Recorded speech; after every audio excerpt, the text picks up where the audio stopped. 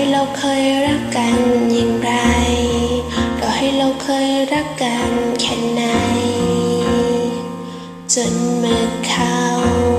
เข้ามาเธอคือคงเพิ่งรู้สึกตัว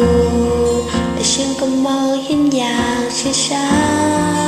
ๆรู้ว่าเธอรักเขาไม่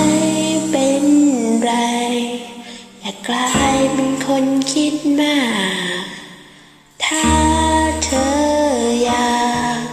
จากฉันไป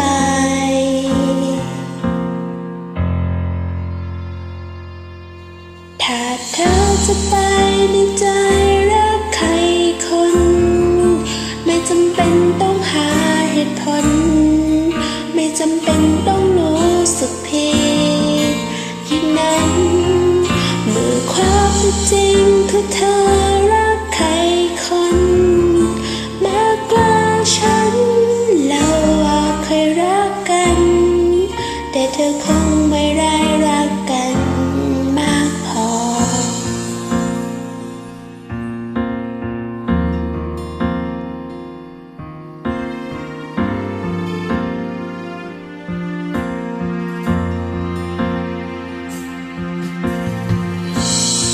ถ้าเธอตัวเองรักฉันหมดใจในใจเธอคงไม่เหลือที่ไว้พอให้เขาเข้ามาเป็นมาเราคงรักกันไม่พอจะทำให้ใจของเธอนั้นนะ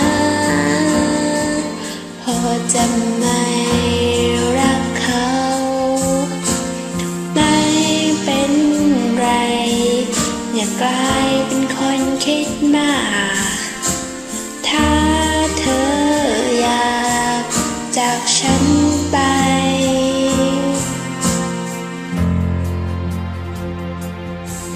ถ้าเธอจะไป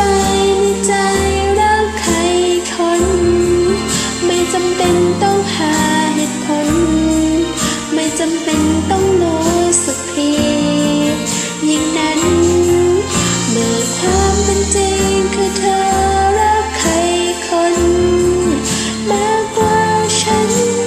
เราเคยรักกันแต่เธอคงไม่ได้รักกันมากพอ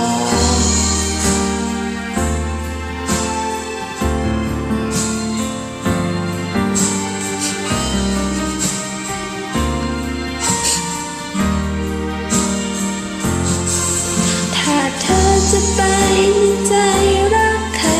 คนไม่จำเป็นต้องหาเหตุผลไม่จำเป็นต้องรู้สึกผิดอย่างนั้นเมื่อความเป็นจริงคือเธอรักใครคนมากกว่าฉันเราเคยรักกันแต่เธอคงไม่ได้รักกันมากพอ